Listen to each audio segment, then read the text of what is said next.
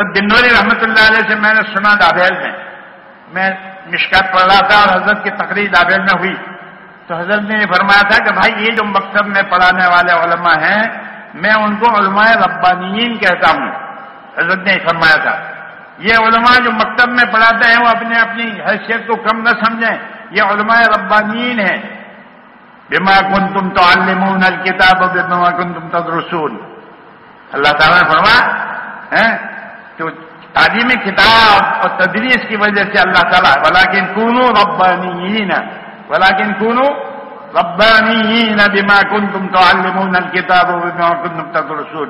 ابن عباس رضی اللہ تعالی عنہما وارضاہما فرماتے ہیں کہ کون ہے علماء ربی؟ من هو العالم الربانی الذي يعلم الصغار قبل الكبار. الذي يعلم الصغار قبل الكبار. جو آدمی چھوٹے بچے اس کو سکھلانا شروع کرتا ہے اس کی عمر ہونے سے پہلے هذا هو العالم الربانی.